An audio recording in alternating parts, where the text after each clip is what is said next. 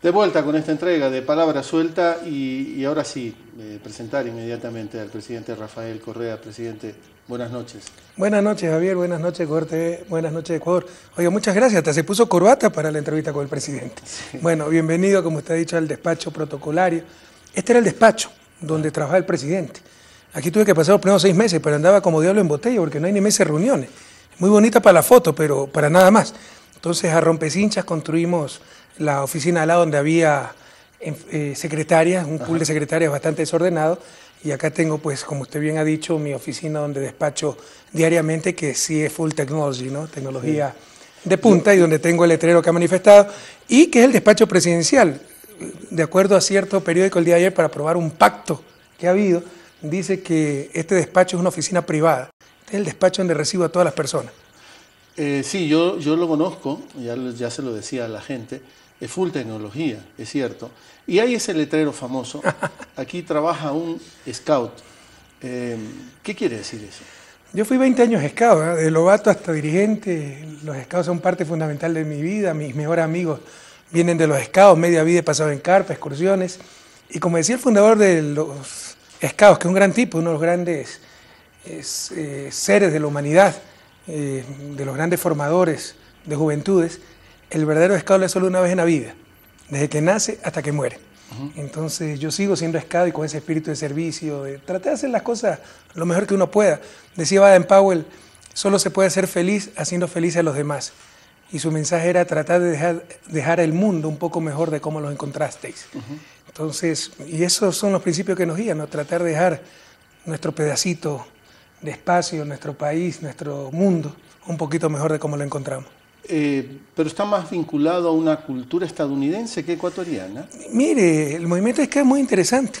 Por ejemplo, los Scouts católicos es el único movimiento juvenil que sobrevivió al Concilio Vaticano II. Los demás desaparecieron. Es muy flexible, se adapta mucho a todas las culturas. El método Scout es maravilloso, es el mejor método educativo. El campamento, la convivencia, y demuestra en qué consiste la felicidad. No es en tener todo, sino en merecer lo que uno logra. Entonces usted trabaja, que el prender el fuego, que lavar los platos. La comida es horrible.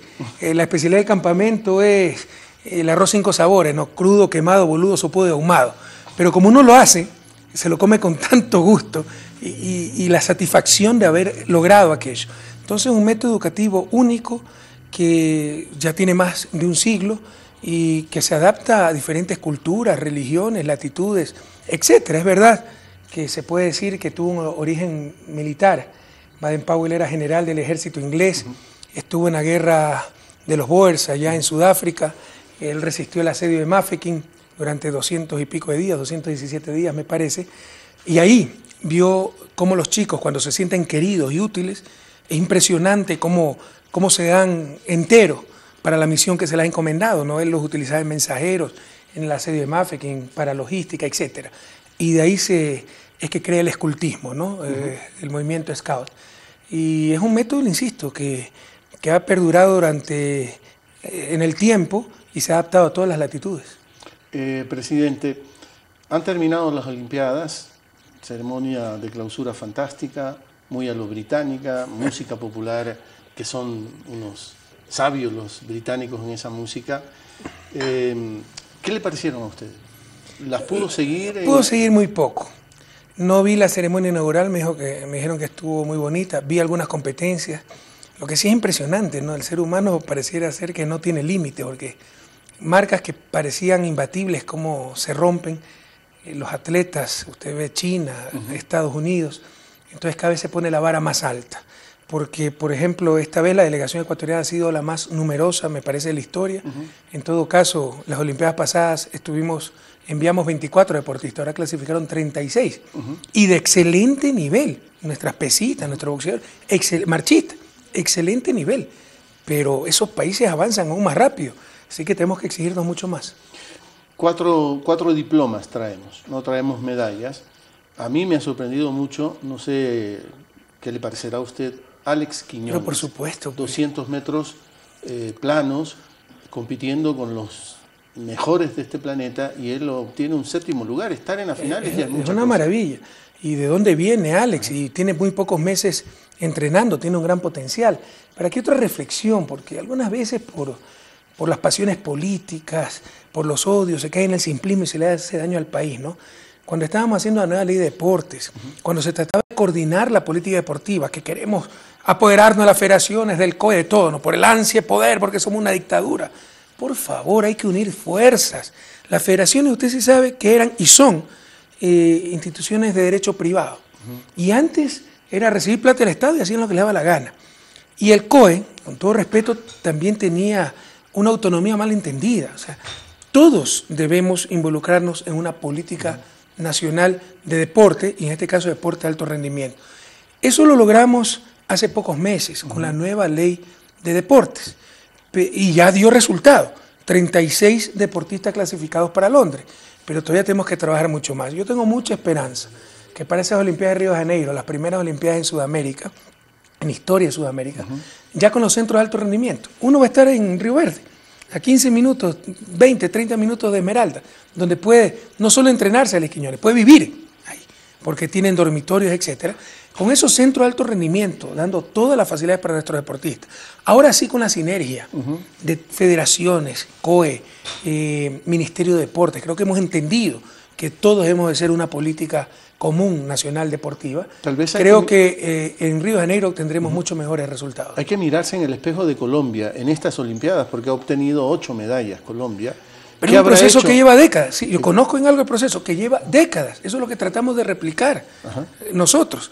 Pero le insisto, o sea, para eso tenemos que disciplinarnos, evitar que cada uno tenga su feudo, todos organizarnos bajo una política nacional de deportes que tiene que darle el Ministerio de Deportes, que es el rector del sector, pero cada uno quiere ir por su lado. Ojalá hayamos entendido y uniendo fuerzas creo que obtendremos mucho mejores resultados en Río. Hoy leía o ayer una entrevista a Alex Quiñones de la BBC, hecha desde Londres, y el hombre decía, tuve miedo, pero no a Bolt y a los otros atletas, le tuve miedo al estadio lleno, al público, al silencio que se produjo antes de partir. Y él decía, eso desvela que me falta experiencia, que me faltaba experiencia. Y algunos dicen entonces, tiene que ir a competir afuera, Quiñones, tiene que foguearse en campeonatos en el exterior. Eso contempla la política de deporte. Pero por supuesto, pero no solo eso, también competencias nacionales. Antes los Juegos Deportivos eran cada 4 años. Ahora tenemos 4 Juegos Deportivos por año, ¿no? Junior, senior, de todo, juveniles, etc. Entonces nuestros atletas están en constante competencia y eso los foguea, eso les da experiencia. Y obviamente también tienen que ir a foguearse a competencias internacionales. Ahí tienen todo el apoyo del gobierno y particularmente el Ministerio de Deportes. Presidente, se han terminado, decía, las Olimpiadas y usted anunció que después de las Olimpiadas iba a haber un pronunciamiento por parte suyo, del gobierno del Ecuador, sobre el tema Julian Assange. ¿Ya lo tiene ese pronunciamiento? Bueno, después de las Olimpiadas no es un día después de las Olimpiadas, puede ser una semana, un mes. No quiero pasarme... Todavía no incumplimos la palabra. Sí, no quiero pasarme de oportunista, pero en rigor han pasado las Olimpiadas. Esta semana lo que pasa es que estamos con la agenda repleta, pero mañana voy para Guayaquil, ojalá el miércoles ya pueda tener la reunión donde me den todos los informes. Esto hay que tomarlo con mucha responsabilidad. Yo he leído periodicazos que dicen, ¿por qué nos demoramos tanto? Hay que revisar el proceso en Suecia, hay que ver la posibilidad de que lo extraditen a Estados Unidos, de que haya un tribunal secreto allá, de que corra riesgo de la pena de muerte. Se requiere una gran cantidad de información, analizar el derecho internacional para tomar una decisión informada y absolutamente responsable y obviamente soberana. Ya se tienen todos esos informes.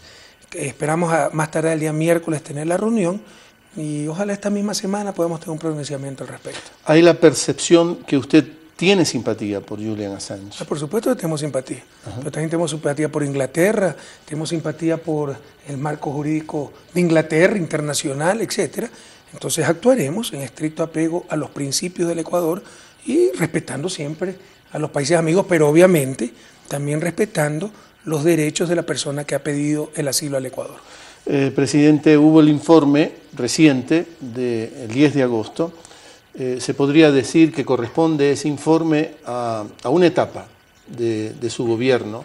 Es el último año, sumando los 2 periodos de su gobierno. Usted hizo una exposición muy analítica el 10 de agosto, como corresponde, creo yo, pero haciendo ya una reflexión más sintética para un programa como este que corre contra el tiempo, ¿qué es lo que resalta usted de estos 5 años y medio? Bueno, se ha rescatado, ¿sabe qué? Tal vez lo más importante es lo intangible. Se ha rescatado esa autoestima, esa confianza en nosotros mismos. Ecuador era un país disperso, donde decíamos, la palabra era no se podía, eso es para los demás. Son los demás los que tienen que tener buenas carreteras, nosotros no podemos. Y no solo eso, no era la fábula de las uvas verdes, que vengo de escucharla de nuevo de René Ramírez, de un acto muy hermoso en Capilla del Hombre, ¿no? Que como no alcanzamos las uvas, no, están verdes, ¿no? Entonces no importa si no las alcanzamos. No es que decíamos, no, vale la pena alcanzarla y vamos a hacer el esfuerzo y podemos alcanzarla. Una sociedad totalmente desmotivada, desarticulada, azotada por la crisis bancaria, la partidocracia, desmoralizada, que de repente no había dinero para ayudar a los depositantes de los bancos, pero sí para ayudar a los banqueros, para pagar hasta anticipadamente deuda externa. Recuerda Ecuador. Nosotros ahora nos dicen que hemos comprometido nuestro petróleo a China. Perdóneme la expresión, que es caretuco, ¿no? Es que ya se olvidaron que fideicomisaban el petróleo para garantizar pago de deuda externa. Lo fideicomisaban, nos metíamos en un fideicomiso llamado FEIREP, todo el petróleo y el OCP, para garantizar pago de deuda externa. Entonces era un país donde no había para educación. Nosotros llegamos, habían lámparas de quirófanos quemadas que no las reemplazaban por falta de plata. Y había para banalidades, para pagar hasta anticipadamente deuda externa. Yo creo que lo principal es lo intangible. El Ecuador ha recuperado esa dignidad, ese orgullo de ser ecuatoriano, esas ganas de salir adelante, esa confianza en nosotros mismos, que es fundamental para que un país pueda alcanzar el buen vivir.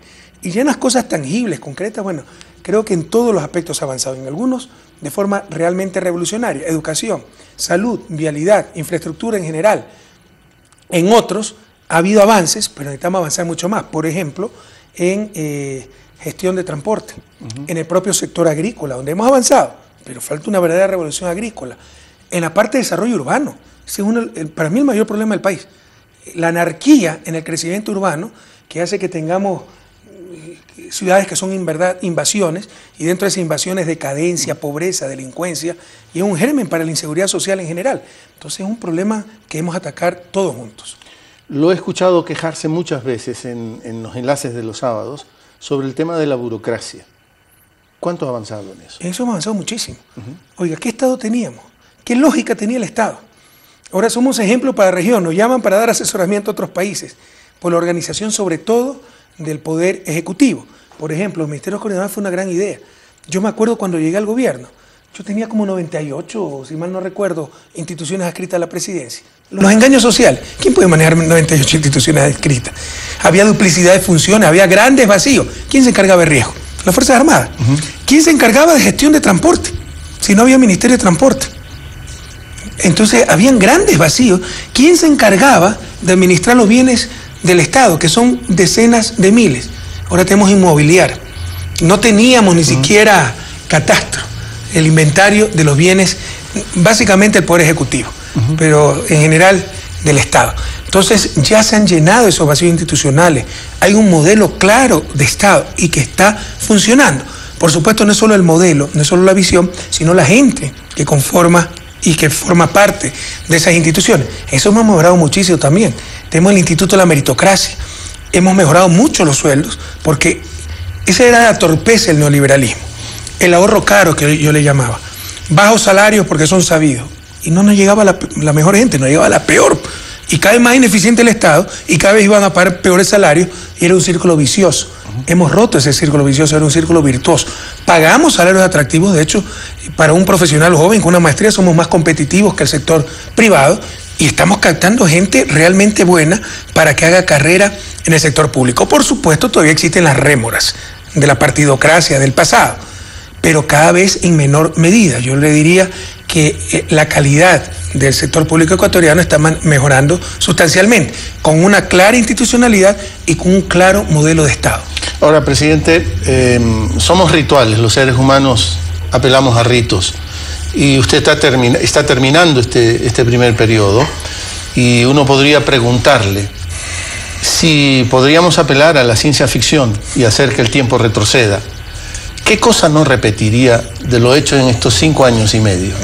Pese al temor de que me diga autoritario dictador, decir no con mayor firmeza y mayor oportunidad en ciertas cosas. Los mayores enemigos de nuestro proceso no ha sido la derecha. Entre todos no hacen uno, ha estado totalmente desarticulado. Ha sido la propia pseudoizquierda, que habla nuestro propio lenguaje, nuestro medio lenguaje, y alguna gente demasiado romántica, mística, dentro del proyecto de gobierno, que nos indujeron a graves errores. Por ejemplo, el hipergarantismo que existe en la Constitución. O sea, en estos momentos, cualquier acción, antes había acción de protección para un hecho concreto que ponía en peligro sus garantías constitucionales, ¿verdad? Ahora nos puede poner cualquiera una acción de protección por políticas públicas, por actos administrativos, que ni siquiera tienen que ver con él. Y de repente, lo que pasó el otro día, me parece que un juez de niñez y adolescencia, un juez de tránsito, paró una acción contra Banco de Pichincha porque no estaba cumpliendo con la Constitución, que le ordenaba deslindarse de los bienes no relacionados con la cuestión financiera. Esto es imposible manejar un país así. Entonces hubo mucha novelería en algunos segmentos. Hablemos claro, liderada sobre todo por Alberto Acosta. Para mí, el mayor error que he cometido en estos 5 años y medio de gobierno es haber impulsado a Alberto para que sea presidente de la Asamblea Constituyente. Perdimos una oportunidad histórica de hacer más rápido cambios profundos en el país. Se rodeó de Acción Ecológica, de la CONAIE, de los sindicalistas de Petroecuador, de toda esa pseudoizquierda que quebró a Petroecuador, la victimización, el paternalismo, las tonterías. Le pongo un ejemplo, no transgénicos en el país. ¿Dónde está la prueba de que los transgénicos hacen daño a la salud pública? Claro, tenemos que tener el principio de precaución, tampoco hay prueba de que no hacen daño.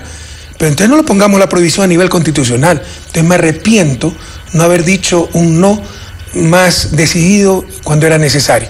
Asambleísta, por un falso sentido democrático. Vea, no es que me creo adivino ni mucho menos, pero algo conozca naturaleza humana. Yo le puedo dar la lista de los asambleístas que nos iban a traicionar. Creo que le he fallado a uno. Mis amigos más cercanos saben que eso esta gente nos va a traicionar, tarde o temprano, por su mediocridad, porque tiene agenda propia, por sus ambiciones, etc. Betty Amores, María Paula Romo, Fernando Guerrero, etc. Me arrepiento de no haber dicho un no a tiempo. Y fíjese que somos tan ingenuos y tan honestos que cuando usted ha visto un bloque de gobierno y mayoritario en la Asamblea que pierde asambleísta en vez de ganarlo. Siempre es lo contrario. Nosotros perdemos asambleístas porque somos honestos, porque no nos prestamos a chantaje, porque no hacemos las prácticas de la partidocracia. Pero no podemos volver a caer en esos errores. Pero entonces, ¿cómo le llega el mensaje que envió el vicepresidente en el enlace reciente del sábado? Usted no lo asumió, en donde él más bien convocaba a los que se habían ido. También lo hizo en el informe de la Nación el 10 de agosto y yo le respondí ese momento. Somos un movimiento democrático, cada quien puede tener su criterio. Yo quiero muchísimo a Lenin y compartimos muchas cosas, pero eso no lo comparto.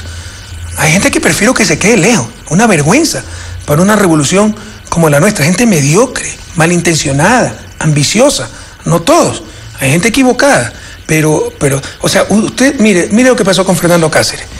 Por la disputa en Cotopaxi presentó su renuncia, pero digo, seguimos apoyando el proceso, la renuncia al movimiento, ¿no?, de Revolución Ciudadana al presidente.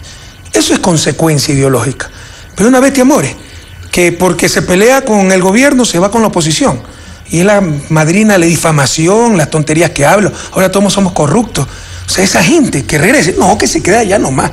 Como decía Tomás Borges, comandante de Revolución Sandinista, fallecido hace un par de meses, hace algunos meses. Siempre se puede confiar en los traidores, porque no cambian nunca.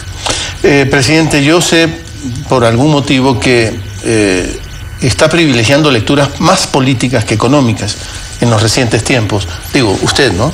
Y está leyéndolo, por ejemplo, entre otros, a Amir Sader, el brasileño, que tiene este libro, El Nuevo Topo. Y él está hablando de la necesidad de concienciar que los cambios van a ser más bien lentos, no pueden ser tan vertiginosos. No hay las condiciones para ese cambio vertiginoso.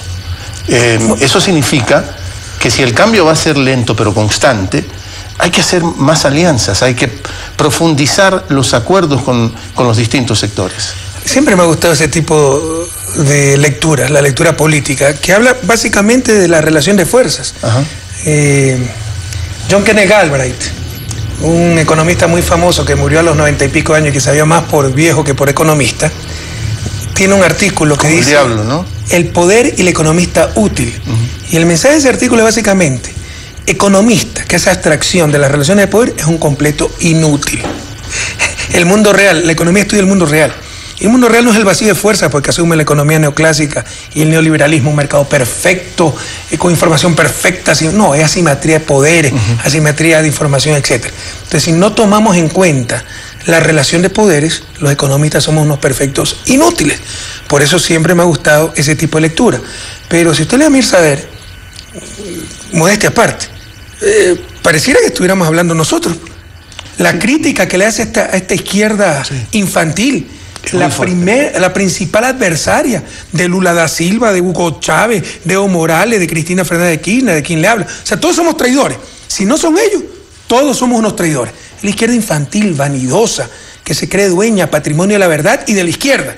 Y le insisto, que bajo ese fundamentalismo y egoísmo de que si no son ellos, que no sea nadie, es la principal aliada de la derecha, como sucede en Ecuador. Vea con quién vota la izquierda, o la supuesta izquierda, porque yo también soy izquierda.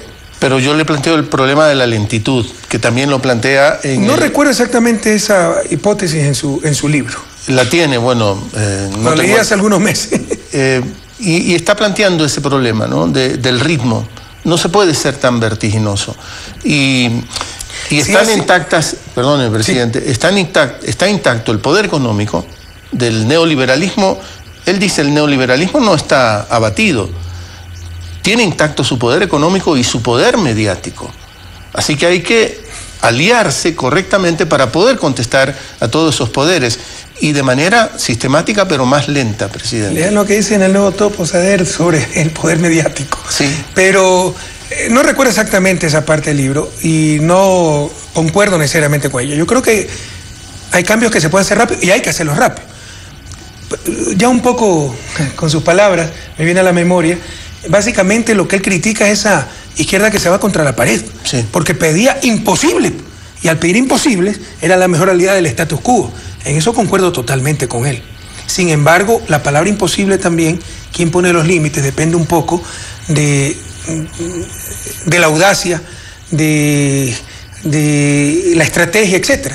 ¿Cuántos imposibles no ha hecho la Revolución Ciudadana? ¿Acaso hace 5 años era posible violar a los profesores?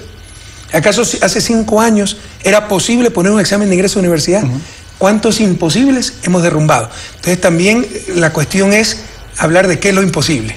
Pero también hay que destacar, presidente, siempre es político, todo es político y en eso creo que estamos de acuerdo, presidente, ¿no?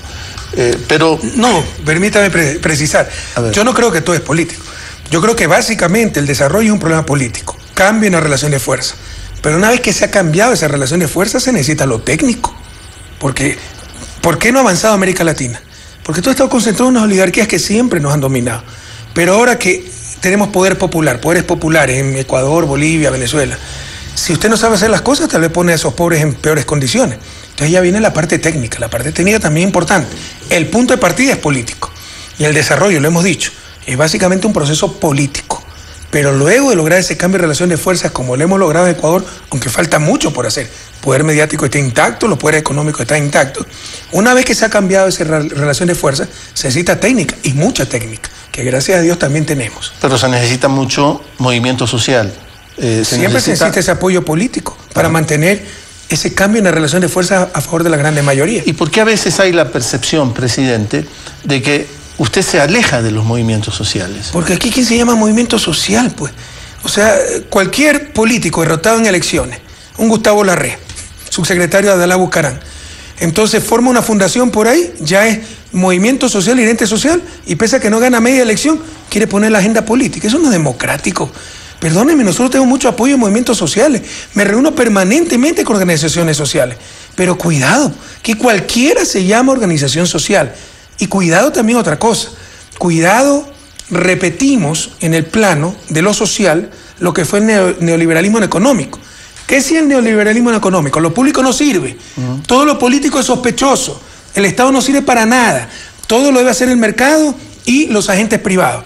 Cuidado, repetimos lo mismo en el plano social y de derechos, entre comillas. El Estado no sirve, lo político es malo, lo público es malo. Son las organizaciones sociales, representantes de la sociedad civil, los que van a hacer las políticas públicas. Eso es lo más antidemocrático que hay, pero con ese discurso algunas veces nos engañan. Los medios están intactos y para todos y todas nos consta cómo usted ha enfrentado a los medios. A veces yo me planteo lo siguiente, presidente. Usted también ha dicho que y que quizá una de las cosas a las que se va a dedicar una vez que deje la presidencia es a reflexionar sobre el tema mediático y que quizá ese sea uno de los más grandes aportes que usted le haga a la sociedad ecuatoriana. Pero a veces yo me he preguntado, presidente, y le planteo esta inquietud. En esa bronca, en esa disputa con los medios han encontrado una beta, una manera de venderse. Tienen una bronca con el presidente de la República y el presidente de la República les da la bronca. Si no tuvieran esa bronca con el presidente, probablemente su circulación sería menor, sus audiencias serían menores. ¿No les está dando usted de comer? No es tan correcto, pero incluso si fuera cierto, esto no lo hacemos por nosotros, lo hacemos por el país, por las futuras generaciones. Ahí tiene un poder terrible. Y no solo a nivel de Ecuador, a nivel de Latinoamérica, a nivel planetario. El poder mediático puede superar al poder financiero. Lo que usted cree, lo que conoce gente que nunca en su vida ha visto. Sus opiniones depende de lo que le digan estos medios, que no buscan pues que usted esté informado, buscan lucro. Y se financian con los auspicios. O sea, mientras más vendan información o mientras más capten ciudadanos, mejor para su negocio. Y usted sabe que no se capta ciudadanos con buena información, sino con mala información. No es la buena noticia la que capta ciudadanos, son los escándalos. Entonces cada vez se deteriora más la calidad de la información. Es un problema gravísimo. Yo creo que hay una incompatibilidad de base entre un derecho como la comunicación y negocios privados con fines de lucro proveyendo ese derecho. El momento en que haya conflicto entre el derecho y el fin de lucro, por definición de negocio, va a primar el fin de lucro. Y en manos de esa gente estamos. Entonces no se trata si son buenos o malos, si de repente un periodista es bueno, si el dueño es bueno o simpático. No, se trata de un problema conceptual profundo y un problema planetario, sumamente grave. Oiga, la violencia, lo que acaba de pasar en Denver, Estados Unidos, cuando murieron ni sé cuántas personas en la política de Batman. Pero si los chicos prenden el televisor y solo ven balas, es que ahí no está una de las fuentes de violencia e inseguridad del mundo actual, pero no se puede decir nada al respecto, es atentado a la libertad de expresión. Son cosas que debemos empezar a discutir sin miedo. Y en el caso ecuatoriano, no concuerdo con usted, las estadísticas nos dicen otra cosa. Han caído drásticamente las ventas de los periódicos, la credibilidad está por los suelos, el gobierno gana 3-1 en credibilidad. ¿Qué gobierno, antes del nuestro, iba a aguantar 2 periodicazos del Universo? Aquí hemos aguantado 200 y de todos los diarios juntos, y nos creen más a nosotros. Entonces creo que sí se ha ganado mucho ese aspecto. Ya la gente se cuestiona, ya no acepta pasivamente lo que le dicen los medios de comunicación, sino que dicen, no, estos tienen intereses políticos y nos están manipulando. Yo lo que digo, presidente, es que vale la pena contestarles siempre. No siempre, pero algunas veces, por favor, hay que enfrentar esto, la mentira. Mire lo que hace Diario del Universo el día domingo. Publica las fotos de unos niños para demostrar que yo he tenido un pacto con cierto partido político y tenga la seguridad de la ciudadanía que este presidente de Revolución Ciudadana jamás pactará con los culpables de la tragedia nacional, con esa gente que ha saqueado este país. Pero como todo es válido para dañar al potencial candidato en las próximas elecciones, saca eso, ¿ya? Saca la foto de niños probando que un pacto de abril de 2009 y la foto dice 8 de julio de 2010 tomada en mi despacho. Y dice que fue en una oficina privada, dando a entender que fue algo oculto la reunión. Esa cosa hay que desmentirla, esa cosa hay que decirle a los ciudadanos, los están engañando. No puede ser que somos demasiado tolerantes a la mentira, Javier. Créeme que yo he vivido en Europa, tú sabes, en Estados Unidos. El raro no soy yo. Los raros son la gente que acepta tan pasivamente esa mentira. En Estados Unidos, en Europa, sería inaceptable un diario que miente tan descaradamente. Usted se está refiriendo al tema del PRE. Y a esa foto. Yo no quiero referirme mucho a eso. No, pero como tú quieras. Pero digo, porque a veces quedan como códigos cerrados, presidente. Bueno, aquí dice este señor, miren, toda una página atentando contra el código de la niñez, la decencia, la falta de ética. La foto del presidente con 3 niños. Despacho presidencial, dice aquí, Palacio de Carondelet. Pero si tú lees, dice que la reunión fue en una oficina privada, no en el despacho. Primera mentira. Esto lo ponen para probar, ¿ya?, que hubo un pacto entre el presidente y este partido político. Resulta que el pacto es para que este señor no participe en la elección de abril del 2009. Aquí el pie de foto dice Quito, 8 de julio del 2010. Y estas ridiculeces las publica la prensa. ¿A qué nivel hemos llegado, Javier? O sea, la foto es de 2010 y el pacto fue en 2009. Pero es la prueba del pacto, la foto del 2010. Una ridiculez. Pero prepárese, pueblo ecuatoriano, porque esto recién empieza. Esas son las patrañas que nos van a sacar día a día. Usted puede tener la seguridad que este presidente y esta revolución jamás pactará con los saqueadores de este país. Presidente, vuelvo al tema el nuevo topo, porque ahí también se habla de política internacional. Y yo acabo de leer el día de ayer en un diario español que se llama Público, quebró físicamente en papel, ahora solo tiene la versión digital, y lo sigo con mucha frecuencia, y ahí se hacen unas declaraciones, o se toma una noticia de unas declaraciones del primer ministro israelí, Benjamin Netanyahu, y del ministro de Defensa de ese gobierno, que es Ehud Barak, que también fue primer ministro israelí, y anuncian la posibilidad de una invasión a Irán antes de las elecciones en Estados Unidos, que como usted sabe van a ser en noviembre. Y eso también nos puede hacer ver que puede ser muy agresivo el contexto internacional en el próximo periodo. ¿Cómo prepararse para eso, presidente? Pero ellos lo anuncian. ¿O es una hipótesis lanzada? Es una hipótesis lanzada por el periódico. Porque si ellos lo anunciaran fuera muy grave. Yo leí la noticia, pero como una hipótesis, rumor. Sí, de acuerdo. Eso sería suicida. Eso podría empezar la Tercera Guerra Mundial. O sea, Irán es un país de 80 millones de habitantes con un importante ejército. Podría tener aliados en la región, la misma Rusia, y sería extremadamente grave. O sea, no creo que haya un desquiciado que busque y peor desee aquello. Pero sí, nadie puede predecir el futuro. Lo que sí le digo es que hay grandes restricciones internacionales. Si nosotros queremos comerciar con Irán, somos parte del eje del mal. Estados Unidos comercia 200 millones y más con Irán. Francia como 2.000 millones. Alemania casi 4.000 millones de dólares. Y ellos no le dicen nada. Entonces es una doble moral y un ataque sistemático. Nosotros, los gobiernos progresistas, tenemos que soportar no solo ataques de los grupos nacionales que siempre han mantenido el poder en función de sus propios beneficios, sino de grupos internacionales. Y más allá del futuro, le hablo de las próximas elecciones, esto se va a volver durísimo, porque esa gente está desesperada y por todos los medios tratarán de parar a la revolución ciudadana. Yo tengo la confianza de que no lo lograrán, pero va a ser muy duro. Mire, ya empezaron con supuestos pactos y patrañas así, sin lógica ni concierto, pero seguirá esto, y nacional e internacionalmente. Esto es lo peligroso, es lo que pretendo decirle, presidente.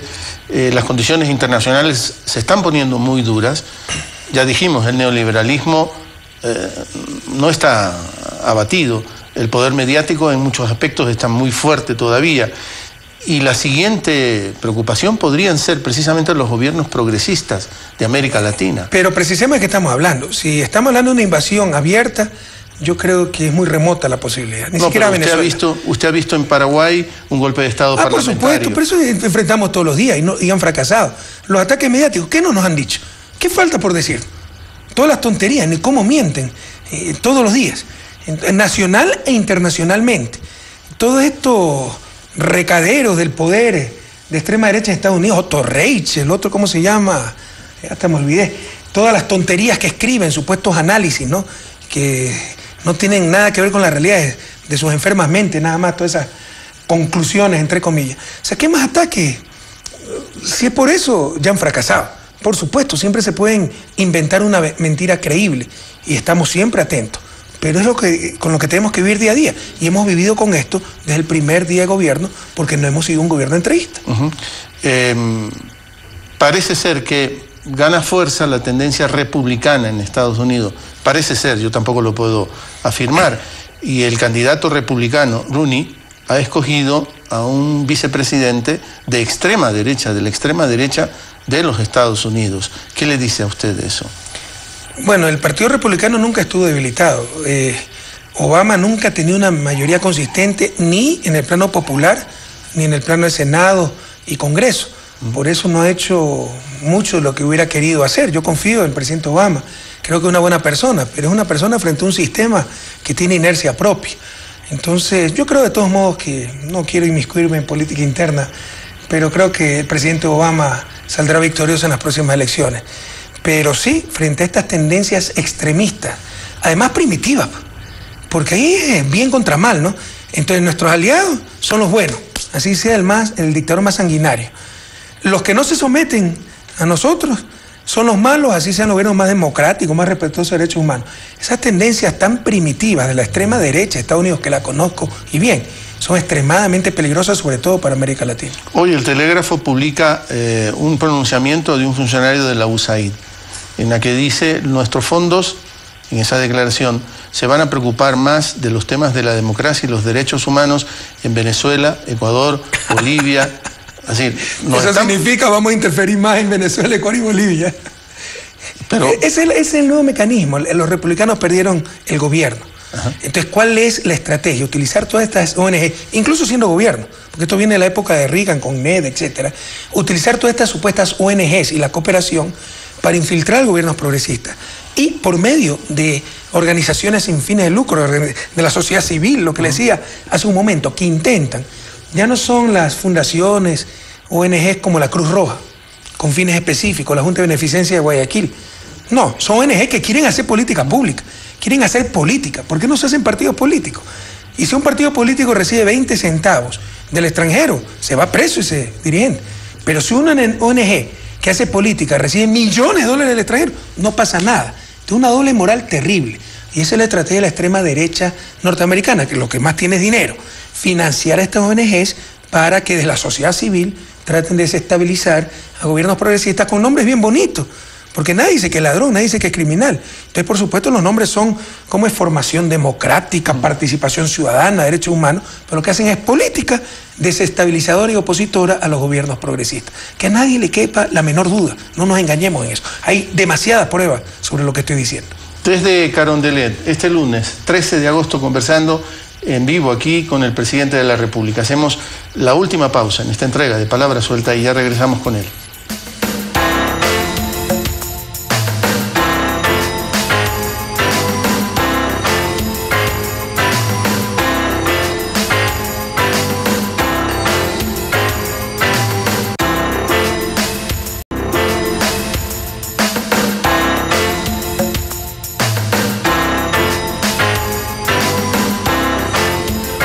Estamos de vuelta en esta entrega de Palabra Suelta, conversando con el presidente de la República, el economista Rafael Correa, desde el despacho protocolar aquí en Carondelet. Estamos en vivo y en vivo pueden pasar muchas cosas. El café llega un poco más tarde, la gente se cruza, pero no pasa nada. Es en vivo el programa. Presidente, Paul Krugman, columnista... Premio Nobel de Economía. Exacto, y habitual de algunos periódicos. Yo lo leo en El País de España. Ahora con ciertas reservas, por los afanes más empresariales que del país, no de país. Krugman, Sí, sí, un tipo del país. Muy interesante. No, lo puedo decir abiertamente, del país. Intereses incluso en algunas partes de Sudamérica, en otras no, y también su cobertura depende de esos intereses, lo podemos decir claramente. Pero Krugman dice, tenemos los recursos, hablando de Estados Unidos y de los países ricos de Europa. Tenemos la tecnología, tenemos el factor humano. ¿Por qué está sufriendo tanto la gente? ¿Qué nos está pasando?, se pregunta Krugman, y por supuesto él también tiene una respuesta. ¿Cuál es la suya? Lo que conversamos al inicio del programa, Javier, la relación de poderes. ¿Por qué hay plata para salvar a los bancos y no hay plata para salvar las casas de la familia que se están quedando sin casa?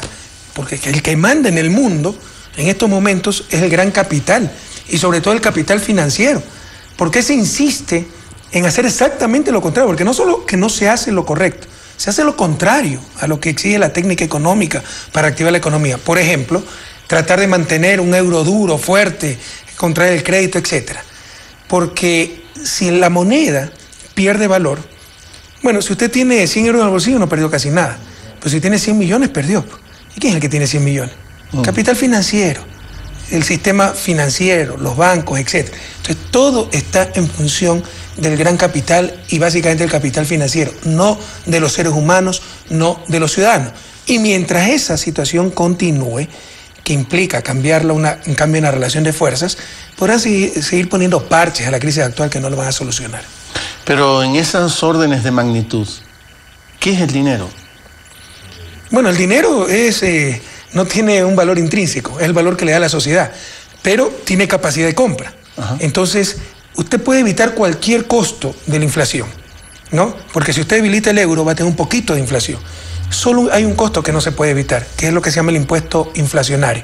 La pérdida de poder adquisitivo del activo líquido, de la cantidad de dinero que tiene. O sea, y le insisto, si son 100 euros, hay un poquito de inflación, perdió muy poco. Pero si son 100 millones de euros, con ese poquito de inflación perdió millones. ¿Quién tiene millones de euros? Es el sistema financiero. O sea que las políticas económicas están más al servicio de esos intereses. Por supuesto, ese cuento de la estabilidad ultranza, así haya 500% de desempleo, de crecimiento, pero lo importante es que no haya inflación para defender a los pobres, puro cuento. Si usted quiere defender a los pobres, a los asalariados, basta nada más indexar los salarios. ¿A quiénes están defendiendo? Al gran capital financiero, no se engañen. Y mientras tanto Europa se ha desayunado el estado de bienestar, que tanto trabajo le costó construir. Y le insisto, desbaratan el estado de bienestar, hay que reducir pensiones, hay que aumentar paro, etcétera, pero sí hay plata para salvar a los bancos. Eso le traduce quién tiene el poder en esa sociedad. Era como aquí, la crisis del 99, nos costó al menos 6.000 millones de dólares para salvar a los bancos. ¿Cuándo se ha hecho un salvataje, que es un neologismo, un salvamento similar para los pobres de este país? Porque ellos eran los que dominaban, los bancos, los acreedores, la burocracia internacional, Fondo Monetario, Banco Mundial, etc. Entonces, donde se asignan los recursos sociales, es el mejor reflejo de quién tiene el poder en esa sociedad. Cuando usted ve un presupuesto del Estado, sí, donde la mayor parte se iba a pago de deuda, donde se fideicomisaba el petróleo para garantizar ese pago de deuda, claramente le decía que quienes manejaban este país eran los banqueros, el Fondo Monetario, Banco Mundial, la burocracia que defiende a los acreedores internacionales, los acreedores internacionales, etc. Ahora vaya, vea cuánto es ese pago de deuda externa y cuánto es la inversión social, lo cual claramente, irrefutablemente demuestra que ahora aquí en Ecuador manda el pueblo ecuatoriano. En el caso ecuatoriano, presidente, hace algunas semanas usted empezó a hablar del sobreendeudamiento de ciertas familias ecuatorianas como un problema que había que prestarle atención. Dijimos peligro de sobreendeudamiento, indicio de sobreendeudamiento. De acuerdo, esto fue. Pero yo tengo la sensación que, hemos hablado que el neoliberalismo existe todavía, que un post-neoliberalismo todavía está en construcción. Uno no podría decir que ya está consolidado. Y ese neoliberalismo aprovechó la oportunidad para decir, ahí está, esto es consecuencia del despilfarro de las políticas del gobierno. Lo recuerdo. Es que estos son tan genios que para curarse el dolor de cabeza se cortan la cabeza, ¿no?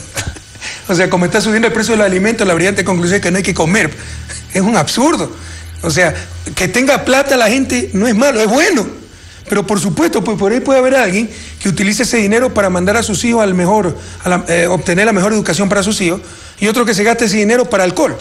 Entonces la solución es no que las familias no tengan dinero, no, es tratar que ese tipo que lo está despilfarrando no lo despilfarre. Que haya liquidez en economía, ingreso en la familia, es bueno, no es malo. Que haya familias que por expectativas equivocadas, por inducción de los propios bancos, que lo llamaban ustedes a ofrecerle tarjetas de crédito con un cupo espectacular, engañándolo en cuanto a tasas de interés, etcétera. Que haya familias que estén gastando más de lo que pueden, porque tal vez se ofuscaron un poco por esa liquidez, por ese ingreso, no nos va a llevar pues, a la conclusión de que hay que quitar el ingreso a la familia, sino que hay que buscar que esas familias no se sobreendeuden, que fue exactamente lo que hicieron. Pero dijeron que había despilfarro, que la política... Pero que lo digan, pues, ¿dónde hay despilfarro? Que la política no estaba tomando determinados recaudos para guardar para las vacas flacas. Pero Javier, si usted, es que para esta gente la vaca, oiga, tenemos miseria, tenemos pobreza, no tenemos escuelas que se nos derrumban. ¿Qué son las vacas flacas para esta gente? ¿Sabes lo que era? Cuando no podemos pagar deuda externa. Esas eran las vacas flacas. Mira el FEIREP, el FED, todos los fonditos que hicieron para garantizar pago de deuda externa, que eran las vacas flacas para esta gente. Para mí, vaca flaca es que haya miseria, que haya gente que no tenga vivienda, que haya escuelas que todavía no son decentes, que no tengamos hospitales en toda parte del territorio nacional. Esas son las vacas flacas para Revolución Ciudadana. Y vivimos permanentemente en vacas flacas. Pero esta gente, las vacas flacas, es que no podamos pagar a nuestros acreedores y después no nos inviten a los coctelitos en el Fondo Monetario o en Washington. Pero mire, saque un recuento de todo lo que dijeron. Primero dijeron que no había liquidez y que era culpa del gobierno. Después dijeron que había exceso de liquidez, por eso había sobreendeudamiento y que era culpa del gobierno. Aunque sea para mentir, que se pongan de acuerdo. ¿Cuál es la verdad? Que existe liquidez, porque hay gran dinamismo económico. Y eso no es malo, eso es bueno. Pero por supuesto, alguien la puede mal utilizar y hay que tratar de controlar esos excesos. Pero no porque alguien mal lo utilice que vamos a acabar con la liquidez del sistema. Le insisto, para esta gente, si le duele la cabeza, la solución es cortarse la cabeza. Absurdo. Pero pongámonos en el peor escenario, presidente. Como un ejercicio incluso de estadista, ¿no? ¿Qué pasa si se cae el precio del petróleo? Ya sé que está calculado en el presupuesto a un nivel que nos deja mucho margen, pero pongámonos en los peores escenarios. Encantado. Simplemente para ver cómo puede el gobierno seguir sosteniendo la inversión pública. Encantado. Primero, debería caer ahorita $40 para no completar el programa de inversiones, porque con los altos precios que tuvimos el principio de año, el programa está financiado. Segundo, le insisto, esta gente es capaz de cortarse la cabeza para curarse el dolor de cabeza. ¿Qué hacían antes? Todos estos fideicomisos para las vacas flacas, cuando caiga el precio del petróleo, y no tener para educación, salud, no tener para seguir pagando deudas. Eso era todo. Revise lo que era el FEIREP, revise lo que era el Fondo de Estabilización Petrolera, el FEP. Todos esos fondos empecé a desmantelarlos como ministro de Economía y acabé de desmantelarlos como presidente del Ecuador a mucha honra. Y sabemos lo que hacemos. Pero en todo caso, eso inmovilizaba ahorro. Esa es la peor estupidez a nivel macroeconómico. Si la base, la clase A1 de macroeconomía, es movilizar el ahorro nacional lo más eficientemente inversión. Y esta gente nos confunde liquidez con ahorro. Yo puedo tener liquidez sin ahorro. Si usted me presta $10.000 en efectivo, va a tener liquidez y no es ahorro. Y puede tener ahorro sin liquidez. Precisamente, no puede haber inversión si no hay ahorro. ¿Qué es ahorro? La diferencia entre ingreso y consumo. Y con eso invierte. Si hay inversión, necesariamente hay ahorro. Entonces, todos estamos de acuerdo que se debe tener algo de liquidez, venga de ahorro o no, para un momento de emergencia. Porque usted puede ser el hombre más rico del mundo, tener yates, mansiones, etcétera, pero si no tiene liquidez y tiene una emergencia, puede pasar muy duros momentos. Hay empresas que quiebran por falta de liquidez. Por supuesto, más que por solvencia, por falta de liquidez. Pero hay formas más inteligentes de hacerlo. Por ejemplo, la cuenta única. El FEIREP, la estupidez de fideicomisar nuestro petróleo para garantizar deuda. Pero eran prudentes, cómo ahorraban, matando de hambre a la gente, ¿verdad? No había para escuelas, pero fideicomisaban nuestro petróleo para garantizar pago de deuda. Vaya a ver cuánto subieron los bonos, cuántas ganancias le dimos a los acreedores del país por esa barbaridad. Bueno, el FEIREP nunca tuvo más allá de 600, 700 millones. Ahora tenemos un saldo promedio en cuenta corriente como de $1.600 millones. Tremendo colchón de liquidez. Entonces, esas son medidas inteligentes para, sin inmovilizar el ahorro, tener liquidez, que todo el mundo está de acuerdo que hay que tenerla para caso de emergencia. Pero para esta gente lo único son estos fideicomisos. Buscan otras cosas, buscan revalorizar los bonos, ganar platita con la especulación, etc. Otra medida, líneas de crédito de contingencia. Tenemos, no recuerdo, me parece 400 millones con la CAF. En caso de emergencia, caída los precios del petróleo, 400 millones inmediatamente y tenemos liquidez. Entonces son medidas mucho más inteligentes para tener liquidez en caso de las vacas flacas, sin sacrificar lo esencial de la macroeconomía, que es movilizar el ahorro nacional a inversión, para que la economía no pierda su dinamismo. Porque inmovilizar ahorro, la economía es como, ¿cómo le diría? Un flujo. Y de repente inmovilizar ahorro es como que si hay un caliche en el flujo. Y poco a poco se va contrayendo esa economía. Eso es lo que quieren algunos desubicados. Eso no lo va a hacer la Revolución Ciudadana. Tenga la seguridad del pueblo ecuatoriano, que sabemos lo que hacemos. ¿Y cómo va a afectar a la macroeconomía el cambio de la matriz energética? Muchísimo. ¿Cuál es el talón de Aquiles? Bueno, no hablemos a nivel ambiental, que son millones de toneladas de CO2 que dejaremos de enviar a la atmósfera. Será la mayor contribución para el cuidado ambiental, la lucha contra el cambio ambiental que haya hecho cualquier gobierno en la historia del Ecuador. Nosotros hacemos, no es que hablamos. Pero ya a nivel macroeconómico, ¿cuál es el talón de Aquiles de la economía ecuatoriana? No por este gobierno, antes de la dolarización, pero agravado por la dolarización, el sector externo y básicamente la balanza comercial no petrolera. Sin petróleo, siempre ha sido mucho más lo que importamos que lo que exportamos. Antes de la dolarización, pero más aún con la dolarización. Todo tipo de cambios fijos extremos hace perder competitividad. Si no ve el caso de la convertibilidad argentina. Bueno, gran parte de las importaciones totales, ya no solo no petroleras, petroleras y no petroleras, son derivados de petróleo. Y esto nos va a ahorrar, calculamos, unos 2.000 millones, más, 3.000 millones probablemente en importación de combustible. Entonces es un gran alivio para esa restricción que tiene la macroeconomía ecuatoriana. El talón de Aquiles de la economía ecuatoriana no es el sector fiscal, tenemos resultados fiscales muy buenos, es el sector externo, es estructural. Siempre hemos tenido problemas en el sector no petrolero, pero se agravaron con la dolarización y con las nuevas hidroeléctricas que van a impedir ya que importemos combustible, será un gran alivio para ese cuello de botella que tiene la economía ecuatoriana. Presidente, quizás lo sorprendo, ¿qué lo serena a usted? Muchas cosas, estar con mi familia, con mis hijos, el aire libre me encanta, ¿no? Acabamos de darnos la vuelta de la Mica, pasando por el Sincholagua hasta el Cotopaxi, con mi hija mayor, nos encanta salir de excursión. No este fin de semana, como equivocadamente se publicó en la prensa, fue el anterior fin de semana. Sí. Realmente este sábado, por eso no di el enlace y lo dio gentilmente Lenin, es que llegaba mi otra hija de Bélgica, no regresaba. Porque alguna vez hablamos y le pedí una definición de lo que entendía por clase media y definimos que tendencialmente era muy conservadora la clase media. E insisto en determinados sectores que dicen, estoy de acuerdo con Correa. Había que hacer lo que ha hecho Correa. E incluso he escuchado a mucha gente que dice, sí, había que pararle el carro a los medios, había que poner en orden al sistema educativo, había que pararle el carro a la Unión Nacional de Educadores. Pero qué vocación que tiene para pelear todos los días el presidente. Bueno, esa parte de la estrategia de desgaste, ¿eh? Porque ¿a qué presidente se lo ha atacado tanto, se lo ha calumniado tanto? Miren lo que acaba de pasar con el PRE. La patraña que montaron, sin pies ni cabeza. ¿De dónde salió? ¿Por qué motivo? Nada. No excluya que es parte de la guerra sucia de potenciales candidatos nacionales. Porque estos son mercaderes de la política, ya timbraron un buen billete y entonces se pusieron a insultar al presidente. Y esa es la estrategia para tratar de desgastar al presidente. Por supuesto, probablemente yo he contribuido con esa estrategia, porque mi personalidad, que es vehemente, sanguínea, probablemente da paso a esta clase de cosas, pero a mí no me eligieron para ser Mr. Simpatía. Pero usted le dijo basura a Abdalá Bucaram. Perdóneme, después de una pregunta, yo no le dije, no lo nombré a este señor, y después de una pregunta, después de 2 semanas, en que estos me dijeron cobardes sin palabras, que el pacto que habíamos hecho. Entonces cuando me preguntaron, ¿qué pacto? Vea, no soy Balchardón para recoger basura. Y la prensa distorsionó aquello y dijo que había empezado el problema porque yo había insultado a Abdalá Bucaram. Y no solo eso, llegó a decir un analista, Mauricio Ganda, de el nombre, ¿ya?, que yo me pongo pico a pico con Abdalá en Twitter. Yo no he respondido en mi vida un Twitter a este señor. Pero para que vea cómo inventan las cosas, y esa es la estrategia, por favor, pueblo ecuatoriano, y prepárese, porque eso va a ser mucho más grave de aquí a las elecciones, peor si yo soy candidato. Esa es la estrategia, tratar de ponernos a todos en la misma canasta. O sea, yo soy lo mismo que Abdalá Bucaram, cosa que cuando todo el mundo está en la misma decadencia, en la misma modalidad, ¿quiénes son la única referencia? Los medios de comunicación y el outsider. Entonces, esa es parte de la campaña política. No caigan en la trampa, tengan la seguridad que aquí hay gente decente, buena, coherente con sus principios, que nunca va a traicionar al pueblo ecuatoriano. ¿Y qué decirle a esa gente que dice lo que le decía yo también a usted?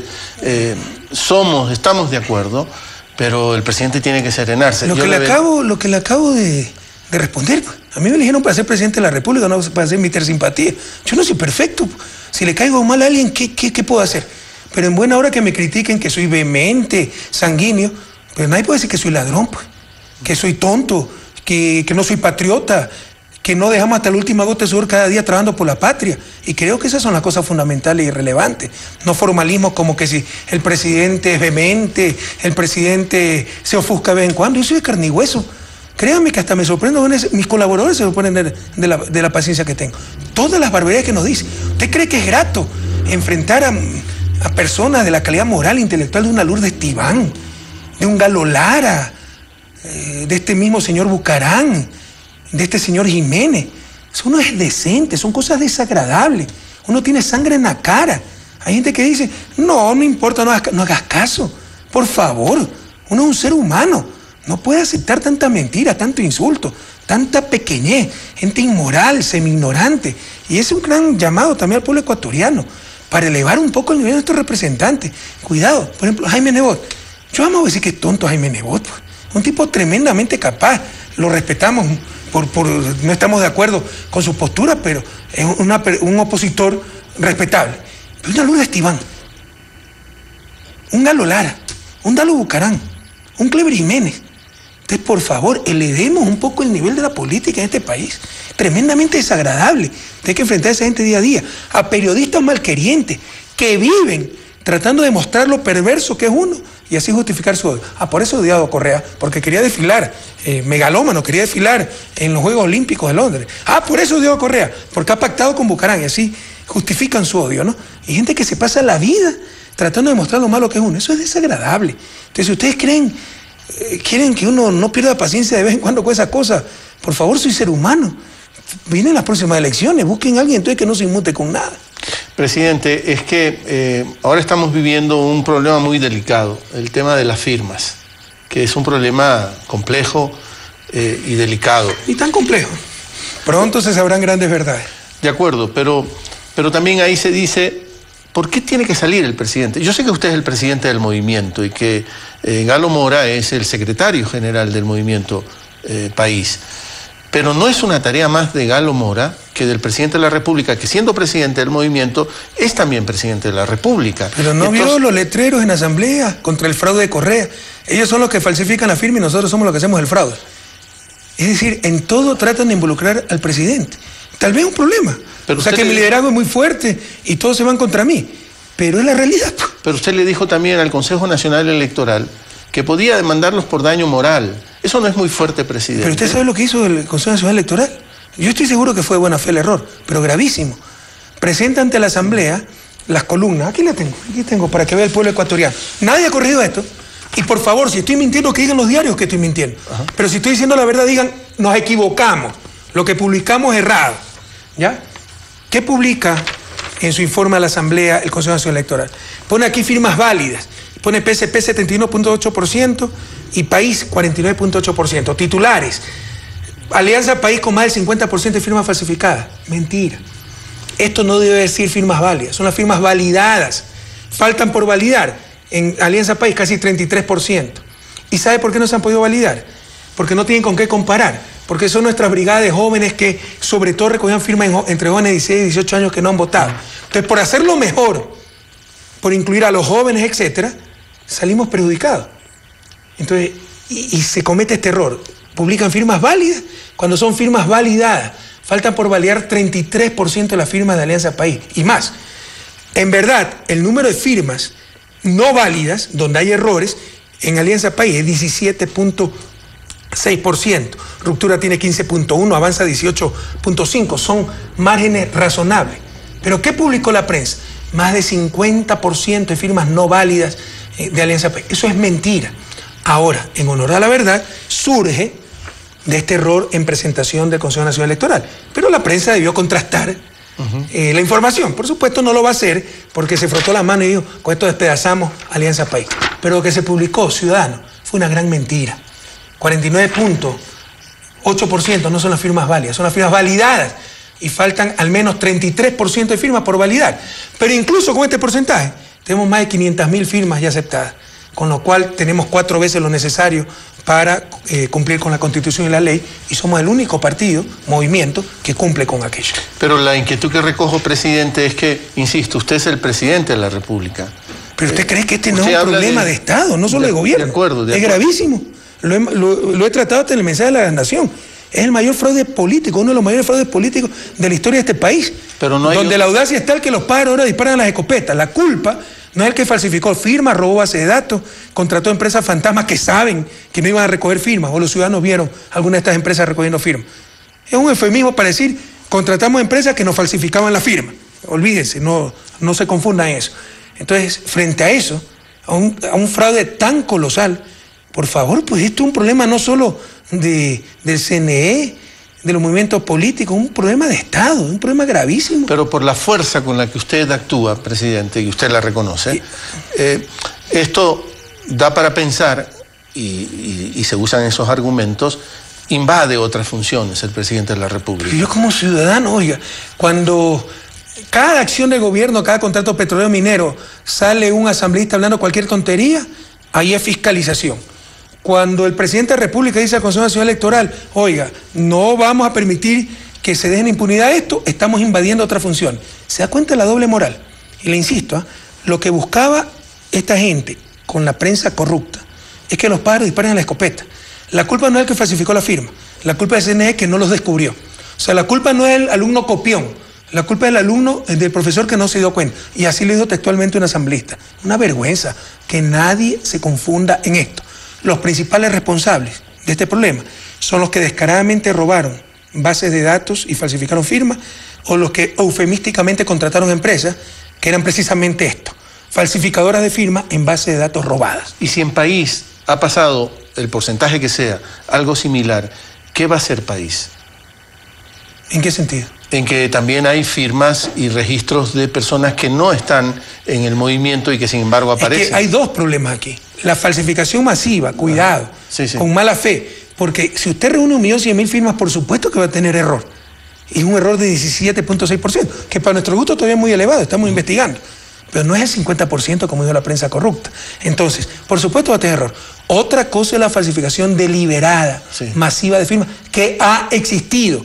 Y yo no he dicho que ha existido de parte de los movimientos ya registrados. Son sobre todo los que están en proceso de registro. Y nieguen, porque están avanzando en las investigaciones y hay datos muy interesantes. Pronto el país tendrá importante información de este fraude, de esta corrupción colosal. Entonces ese es un problema. El otro problema, pero grave también, es la manipulación de la base de datos del CNE, que han cambiado de un lado a otro. Imagínense el daño que nos hicieron. Álvaro Noboa apareció afiliado al Movimiento País, es una ofensa. Yo voy a ir al CID a quejarme a la Comisión Interamericana de Derechos Humanos. Hay manipulación, pero eso queda en rastro y se está investigando.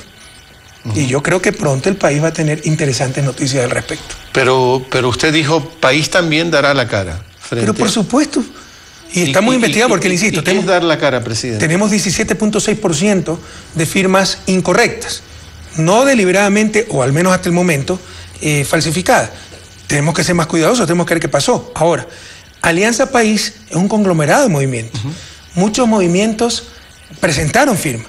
Probablemente algún movimiento no fue lo suficientemente cuidadoso, y eso es lo que estamos investigando. Pero quiero repetirle al pueblo ecuatoriano, es una colosal mentira que el país tiene más del 50% de firmas no válidas. Tiene 17.6% de firmas no válidas, validadas 49.8% y cerca de un 33% por validarse. Pero tomaron las validadas como firmas válidas, restaron 49.8 de 100, más del 50% de firmas falsificadas. Es una colosal mentira, pueblo ecuatoriano. Cuando usted dice, presidente, prepárense, va a ser un proceso durísimo. ¿Cómo tenemos que prepararnos? Porque va todos contra Alianza País, y si yo soy el candidato, todos contra Correa, y sin escrúpulos. Ya empezó la guerra sucia. Por favor, ¿de dónde salió este ataque de Abdalá Bucaram? ¿De dónde? De la nada. Y vaya, vea cómo ya están arreglando pues integralmente la sede en Guayaquil de 5 pisos del PRE. Eso, por favor, esta gente es mercader de la política. Eso es guerra sucia, alguien los contrató para que traten de hacer daño al potencial candidato de Alianza País, y eso seguirá hasta febrero, diciendo cualquier barbaridad. Acuérdense lo que hacía Abdalá Bucaram en la segunda vuelta con Borja. ¿Ya no se acuerdan de eso? Cuidado, la memoria es frágil, y eso nos condena a cometer los mismos errores. Lo acusó de dixómano, alcohólico. Yo creo que el presidente Borja bebe muy poco. Y la gran prueba, me acuerdo tanto, porque es tan histriónico. Este dixómeno, y aquí está la prueba. Y sacó 2 botellas de whisky. Estas son el whisky que bebe. Esa era la prueba, 2 botellas de whisky. Como la prueba del pacto es una foto en el despacho presidencial con niños. Hay gente especialista en esto, gente que le están pagando para estas patrañas. Y habrá más de esto. Porque, les insisto, todos contra nosotros y sin límite ni escrúpulos. Están desesperados y no van a escatimar nada. Y seguirán los inventos, seguirán los escándalos, y a pesar de que al final se sabrá la verdad, lo van desgastando. Lo que usted decía, la clase media, no, pues Correa sí ha hecho bastante, pero qué conflictivo, ¿no? Entonces tal vez busquemos una nueva opción. Eso es lo que busca. No se deje engañar, pueblo ecuatoriano. ¿Y qué importancia le da a lo que podríamos llamar como la variable exógena, la variable externa, en toda esta lógica, en todo este tinglado de mucho desgaste? Bueno, la estrategia va a ser esto, ponernos, lo de la firma, en el plano de la firma, AP igualito que el resto.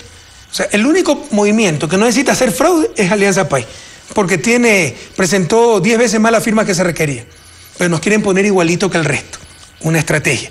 Todos somos lo mismo, la clase política toda es corrupta, todo, ¿no? Y a nivel ya personal, entonces Correa el conflictivo, el que pactó con estos señores, el que se pelea con todo el mundo, es una estrategia permanente de desgaste, lo que se llama guerra sucia. Eso ya empezó y se va a profundizar, por eso le digo que va a ser durísimo. Entonces, ese por un lado, desgastar. Alianza País, Correa, lo mismo que el resto. Además conflictivo, busquemos algo nuevo. Y viene el pacificador de afuera. Esa es la estrategia. Ya en la parte objetiva, yo siempre le digo a nuestros militantes y al pueblo en general, el peor error que podemos cometer es confiarnos y actuemos como si no tuviéramos un solo voto. Pero créanme que si nuestro director de campaña hubiera escogido los potenciales candidatos opositores, no los hubiese escogido también. Presidente, hay una suerte como de, no sé si consenso, no creo que esa sea la palabra, pero hay mucha gente que admira mucho a Pepe Mujica, a José Mujica, el presidente de Uruguay. Usted lo conoce, usted es su amigo, viene... Vea que casualidad, porque él nos admira mucho a nosotros y nosotros admiramos mucho a él. Y él viene de una matriz profundamente de izquierda, hombre que sufrió cárcel, 13 años preso. Él dice, mientras yo vea un niño en la calle pidiendo caridad, malnutrido, sin educación, el problema ambiental tengo que tratarlo con mucho más cuidado. Usted también ha defendido la actividad extractivista, a pesar de que hay una matriz también que surge de su propio gobierno de dar el salto de lo extractivo a la sociedad del conocimiento. Mezclo estas dos cosas para escucharle cómo manejar el ambiente de manera seria, usando, no sé si quepa esa palabra, si es correcto decirlo así, respetando al ambiente, sacando provecho de la riqueza natural, pero garantizándole a la gente que no va a haber más daño ambiental. Toda actividad humana tiene impacto ambiental, Javier, no caigamos en romanticismo, y aquí hay mucha incoherencia, y yo le diría hasta doble estándar, ¿no? No a la gran minería, sí a la pequeña minería, y la pequeña minería es mucho más impactante ambientalmente hablando, en términos negativos, que la gran minería, es la demagogia. Yo concuerdo totalmente con lo que dice Pepe Mujica, y es lo que dije el 10 de agosto, no pongamos la carreta delante de los bueyes, no nos perdamos. La prioridad de prioridades, y si tiene que ser prioridad excluyente, deberá serlo, es eliminar la pobreza.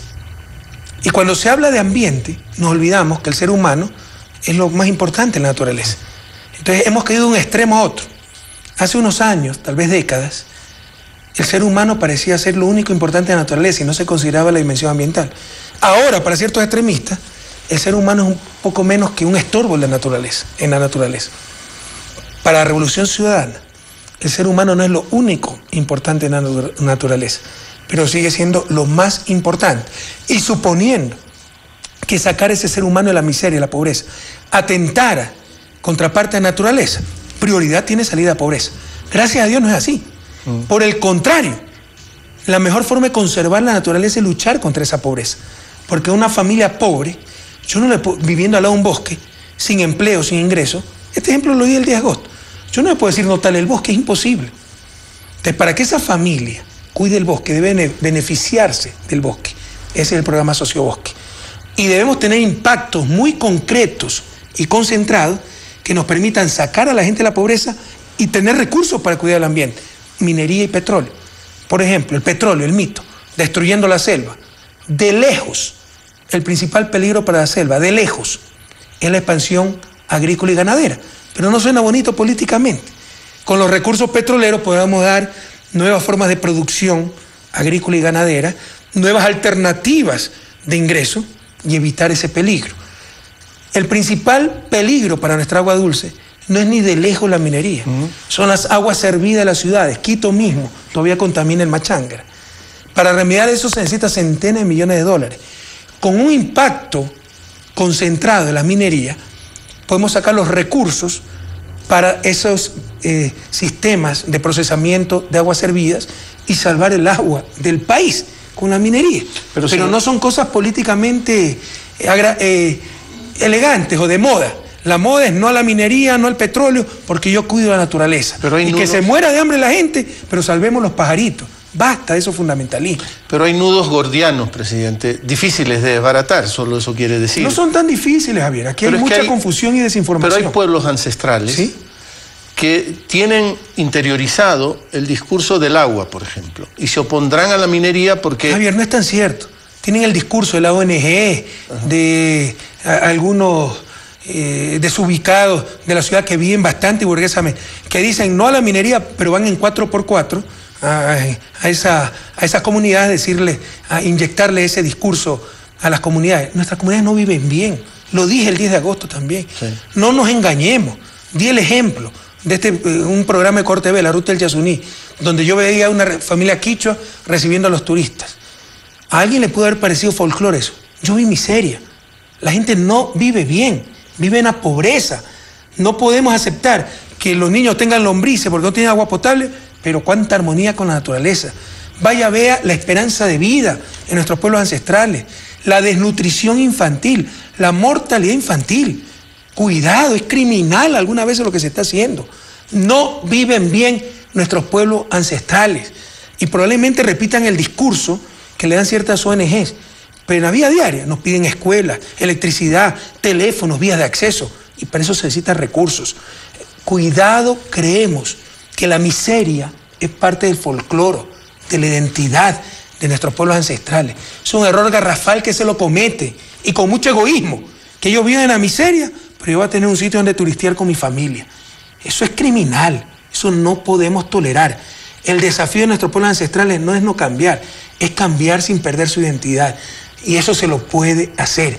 Y manejando adecuadamente nuestros recursos naturales, tendremos los recursos para sacar a esa gente de la miseria. Usted escribió tempranamente un ensayo, Otra economía es posible, en 2004, que iba a ser parte de un libro a publicarse con Alberto Acosta, Otro Ecuador es posible. Otra economía ha sido posible, presidente. Bueno, creo que lo hemos demostrado. ¿Cuándo era posible dejar de pagar la deuda externa? Nosotros en el 2008 la dejamos de pagar, declarándola, denunciándola como inmoral, y la renegociamos en grandes términos. ¿Cuándo era posible renegociar los contratos petroleros? Lo hemos renegociado. ¿Cuándo era posible controlar el poder de la banca? Fíjense que nos tuvieron acostumbrados a tantas barbaridades que por cotidianas ya no nos sorprendían. Pero si el salario básico era 150 y se lo elevaba a 180, populistas, demagogos. Pero teníamos tasas de interés del más del 20% en dólares. Eso es lo que se llama remuneración al capital. Y nadie decía nada. Ahora esas tasas de interés están en 8 o 9% y el salario básico casi está en $300. Los ejemplos que le estoy dando son reales, ¿verdad? Entonces, ¿cuándo era posible eso? Supremacía del ser humano sobre el capital. ¿Cuándo era posible disminuir inequidad? Es una cosa más difícil de disminuir porque responde a factores estructurales. ¿Cuándo era posible el plan tierras? Dar tierra a los campesinos. Entonces, se están haciendo una serie de cosas que demuestran que tenemos otra economía. Y detrás de esto, como le decía al inicio del programa, y usted también lo dijo, esto refleja el cambio en la relación de poder. Ya aquí no mandan los grandes grupos económicos, financieros, los mismos de siempre. Manda el pueblo ecuatoriano. Por eso ya no tiene prioridad el pago de la deuda. Tiene prioridad el pago de la deuda social, la inversión en salud, educación, etc. Esa es la otra economía posible. Esta no es una época de cambio, sino un cambio de época. La tercerización. Imagínense, el ser humano convertido en un instrumento más desechable de acumulación del capital. Hemos mejorado la calidad del empleo, tenemos tal vez la mejor calidad de empleo de la región, disminuyendo tasas de desempleo. Cuando la economía ortodoxa le decía que eso era imposible. Si usted quiere aumentar empleo, tiene que disminuir salario. Nosotros aumentamos salarios reales, mejoramos calidad del empleo y disminuimos tasas de desempleo. Si le hablo, vamos terminando, presidente, siempre agradecerle. ¿Tan rápido pasó el tiempo? Qué barbaridad. Si le hablo de Pinto, es un código cerrado probablemente para los públicos. ¿Qué Pinto? Pues el empresario que se fue a Perú cuando eliminamos la tercerización, o mi querido perro de la adolescencia. Su querido perro de la adolescencia. Un dálmata, pero eso dálmata medio mezclado, medio roñito, con cholito, por ahí. Pero increíble, qué inteligente ese perro. Yo vivía al frente del colegio, ¿no? Y lo llamaba desde mi... ¿Del San José? Sí. ¿A usted le gustaba pelear casi todos los días en el San José? No todos los días, pero sí éramos peleones. Vivía expulsado. Y con el que más me daba golpe era con un compañero que era el doble mío, que era un queridísimo amigo, ¿no? Que tuvo un problema de salud y lo fui a ver hace unas 2 semanas. Pero Pinto. Lo llamábamos del silbado y se asomaba y guau. Y era increíble, ¿no? Me iba a trotar con él al malecón. El malecón era precioso, ese malecón renacentista. Sí. Por supuesto era inseguro, faltaba iluminación. Pero sinceramente a mí no me gusta esa mole de cemento que hicieron, que incluso tapa el río desde la calle, ¿no? Para mí, no es que uno de los lugares, mi lugar favorito de Guayaquil era el malecón y ahí trotaba con mi perro, ¿no? Eso habla de su relación con los animales, ¿cómo ha sido? Sí, no es que he tenido muchos animales. Tuve ese perro unos 3 años, parece que se lo robaron después y me dio muchísima pena, era muy querido por toda la familia, pero básicamente fue la única mascota que yo tuve. Ajá. Mi hermana era mucho más apegada a los gatos, siempre tenía gatas, gatos. De esa familia, los antropólogos, sociólogos hablan de la familia ampliada, para luego hablar de la nuclear, la que usted mismo constituye, la que todo ser humano constituye cuando lo hace, o hay distintas definiciones de familia. ¿Qué rol tiene la familia en este momento de su vida? ¿Cómo se relaciona? En lo personal, sí. Mi familia es mi principio y fundamento, mi familia nuclear. Sí. Y mi familia extendida en algo, pero algunas veces la familia latinoamericana es demasiado extendida. Sí. De todo el mundo. Y de todo hay en las familias. Sí, entonces yo sí soy muy firme en eso, ¿no? En respetar. Eso lo aprendí de mi esposa, ¿no? Me ha costado. Pero respetar el núcleo familiar, ¿no? Evitar que vengan personas extrañas, etcétera. Sobre todo con el poco tiempo que tengo para la familia nuclear, darle la mejor calidad de tiempo, estar solo para ellos y con ellos. Pero en lo personal, la familia es mi principio y fundamento. Algún día le contaré y escribiré todo lo que trataron de hacer, ¿no? Impresionante. Incluso metiéndose con la familia y todo eso. Y ya a nivel social, yo creo que sigue siendo la base de sociedad y seguirá siendo esa familia nuclear. Ajá. Pero hay tiempo para las hijas, para el hijo, sí, para ir al fútbol, a verlo perder a Emelec. No sea cruel, no sea cruel. A los estadios y eso no vamos mucho, ¿no? Pero, por ejemplo, yo soy experto en todas las películas de niños, la Era del Hielo 4, que Hombres Gigantes de Acero, que Los Mopeds, etcétera, porque siempre Miguelito me lleva a ver todas esas películas. Y con mi hija mayor siempre excursiones, con la segunda también, y con Miguelito, ¿eh? Yo siempre celebro los cumpleaños de Miguelito con un campamento. La tradición es scout. Me llevo unos 10, 12 amiguitos y la pasamos increíble. Presidente, lo último, ahora sí de lo último, porque no quiero pasar lo de las 4 grandes universidades que también forman parte de este proyecto de la revolución educativa, la del conocimiento, Yachay, la de las artes, Yachay en Urcuquí, la de las artes en Guayaquil, la de la educación en Azogues y la de las ciencias, la de la vida en el Oriente. ¿Cómo van esas universidades, presidente? Bien. Sobre todo en educación tuvimos un poco de retraso porque eso lo ordenaba la Constitución del 2008, pero ya están avanzando, se están preparando los proyectos de ley, se tienen ubicados los terrenos, se tiene el diseño. Creo que la próxima semana, hasta el 17 de agosto, está la compañía coreana que ha hecho los diseños y tenemos que tener la reunión, pero Yachay ya se está construyendo. Si yo no tengo mal los datos, presidente, puede ser que me equivoque, pero si no los tengo mal, las 4 universidades concentran una inversión cercana a los 2.000 millones de dólares. Puede ser. Entonces eso le hace pensar a algunos, incluso vinculados al mundo de la academia, una academia con la que usted también estuvo vinculado, es mucho. Pero es que no es un año, ¿no? Yo son varios años. Pero ¿cómo garantizamos que no hay el riesgo de que estos grandes proyectos, usted ya lo advertía, los ecuatorianos, las ecuatorianas merecemos soñar en grande, pensar en grande, que no se queden ahí? Bueno, hay algunos proyectos que se necesitan urgentemente, la universidad docente. Vamos a formar a la mayoría de los profesores y para mejorar la calidad de la educación habrá que mejorar la formación de nuestros profesores. Eso inmediatamente estará utilizado al 100%. La Universidad de las Artes es un proyecto precioso en Guayaquil. Vamos a recuperar el centro, la gobernación, los edificios aledaños. Y también esto incorpora a los conservatorios, o sea, ya hay mucho camino andado. Yachay ha despertado expectativas a nivel mundial.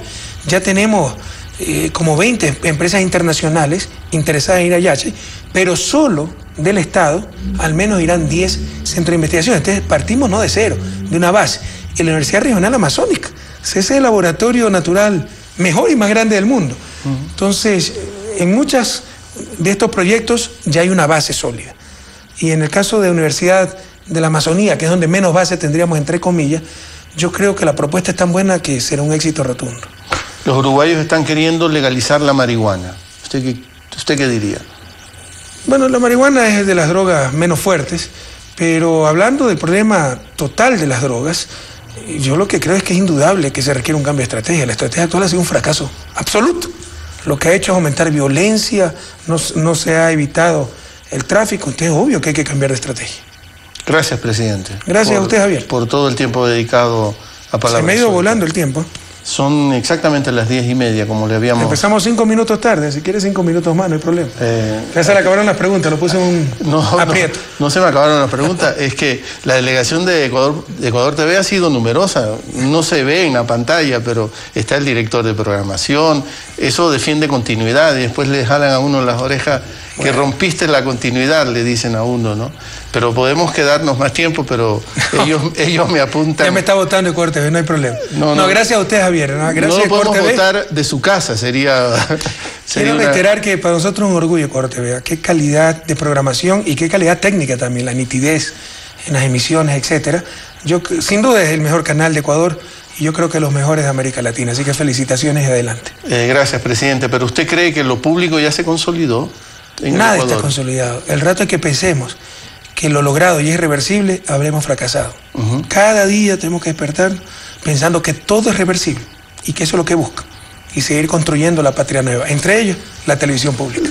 Y se la complico un poquito, pero ¿qué crítica le haría a Ecuador TV? En su programación, en su funcionamiento, ¿qué no le gusta de Ecuador TV? Ahí se me la complica, pero creo que es por imperativos legales que solo tiene propaganda pública. Yo no veo razón de ser de eso.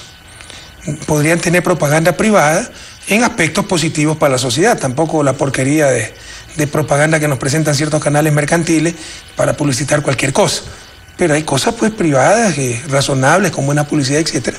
Yo creo que pudiera haber cabida para esa publicidad privada. Este programa también lo ha transmitido la radio pública. ¿Le gusta la radio pública? Claro, no, y eso también es una calidad extraordinaria y prohibido olvidar. Acuérdense en qué había quedado la radio pública, se habían llevado los equipos en peso. Ahora tenemos una radio pública de cobertura nacional, también con una extraordinaria programación e incluso programación local, Shuar, Quichua, etcétera. Sigue a los medios públicos usted, presidente, ¿no? Es que, mire, le insisto, para mí la contradicción fundamental de la comunicación burguesa capitalista son negocios proveyendo un derecho. La comunicación es un derecho. Imagínense jueces con fines de lucro proveyendo justicia. Todo el mundo se escandalizaría. Bueno, perfectamente análogo, son negocios proveyendo comunicación, un derecho. Entonces creo que eso debe ser esencialmente público. Pero quienes primero interpelaron a esa lógica de ese negocio fueron las redes sociales, ¿sí? Y las nuevas tecnologías. Pero perdóneme, la televisión de Europa nació pública. Sí, claro. Y aquí nos escandalizamos cuando ponemos canales públicos después de 50 décadas, medio siglo, y es que queremos construir un monopolio de medios públicos, dominar la información, etc. La televisión nació pública, la radio en gran medida también nació pública. Usted ve la calidad de la televisión pública, la BBC de Londres, TV5 en Francia, TV Española, me río por lo que ha pasado últimamente, ¿no? Pero de muy buena calidad. Sí. Entonces, porque se liberan las amarras, ya no hay ese conflicto entre negocio y derecho. Gracias, presidente. Prevalece el derecho. Le reitero el agradecimiento, presidente. A usted, Javier. Son las 10 de la noche con 32 minutos, nos consta. Usted está viviendo ahora en Carondelet. Ya no, como me llegó mi segunda hija el sábado, dijo, vámonos papi a la casa, entonces ya estoy en la casa. O sea, se han salvado los funcionarios. No se van a quedar hasta las 2 de la mañana. No, pero mi familia está en Bélica, sí me vengo a Carondelet, pero ahorita ya estamos de nuevo en la casa. Nos vamos. Pero si ve que se le acabaron las preguntas, entonces ya empezó a hablar de otra cosa. Nos vamos. Siempre a usted le agradecemos la compañía. Pásenla bien. Muchas gracias, Javier. Muchas gracias, Ecuador.